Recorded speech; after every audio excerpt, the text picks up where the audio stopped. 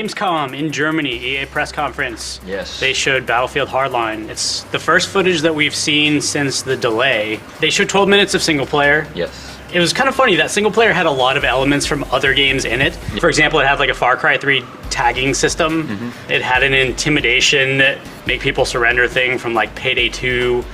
Had a fake surrender from Hitman Absolution. Mm-hmm. And also a lot of the layout of the map and like the movement of the player through the environment was also, to me, very similar to Splinter Cell. Yeah. Like it had that sort of stealth mechanic with a little bit of a choose-your-own-adventure approach to it. Which they even joked about at the beginning, like right before they go in. He's like, hey, we can go left or we can go right. Yeah, or we could take them head on. If you're up for that. And you lead.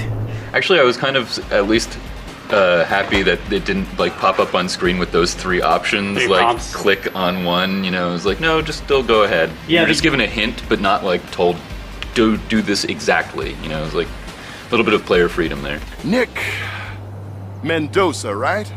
Oh, hey, look at that. Shit just got real.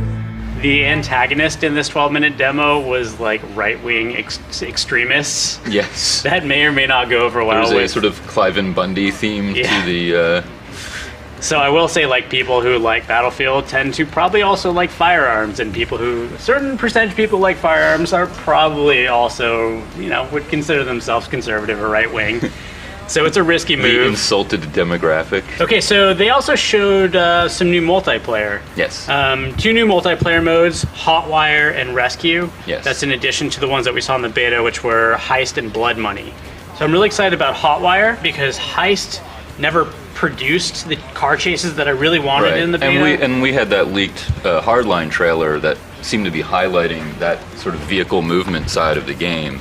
And yeah, the beta wasn't showcasing that more or less unique feature to the Battlefield experience. And the cars really supported it.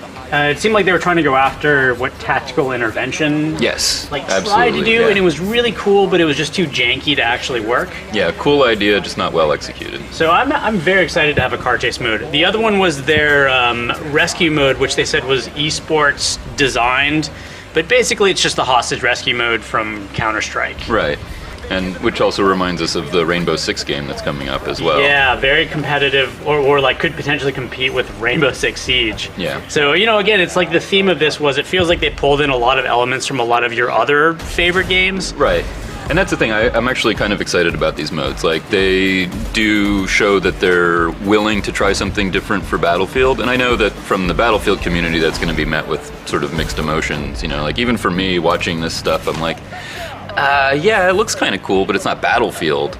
But it does look kind of cool. Like, it does look like it could be a very, you know, at least polished and well-designed game without having to be true to the franchise's heart. And I'm completely okay with that. If you're gonna make an off-brand Battlefield, you might as well make it like pretty different. Yeah, and let's be honest, like Battlefield 4 is somewhat stale after Battlefield 3. It was, you know, it was kind of Battlefield 3.5. Yeah, so having a little bit of a fresh take, and I have to admit I'm somewhat confident about the look of this single player. I mean, I didn't even click campaign on Battlefield 4. And I only maybe got halfway through 3. I mean, I feel like they were not making very compelling characters or story the way like maybe Bad Company did. And so I was just ready to say forget about single player altogether, but this single player content actually looks a little bit more interesting. The only funny thing I saw in this, I will point out, is in the in the rescue mode, the dude was carrying the hostage like Ace Ventura, man scarf style. You, take the lead.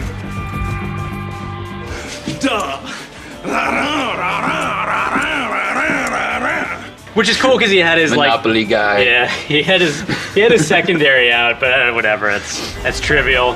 The only thing that bothered me a little bit was that despite the really kind of cool looking mechanics that we were seeing, that there still wasn't like a dedication to realism of like as soon as like you got past some of the stealth mechanic or some of the marking mechanics, all of a sudden you're in a gunfight and, you know, the destruction is kind of cool, the effects are kind of cool, but like the guy is standing straight up in front of the enemy getting shot and returning fire, and like these moments where all of a sudden it departs from a sense of realism, and it popped me out a little bit watching the footage that way. Especially like in the single player, there was again cool mechanic of telling people to freeze and like put their hands up, but like in the context of that moment where you're assaulting a compound with like 30 enemies, like two guys are gonna be like, oh, there's this dude here who's telling us to put our weapons down. I guess we'll do that. Doesn't mean it's not going to be fun.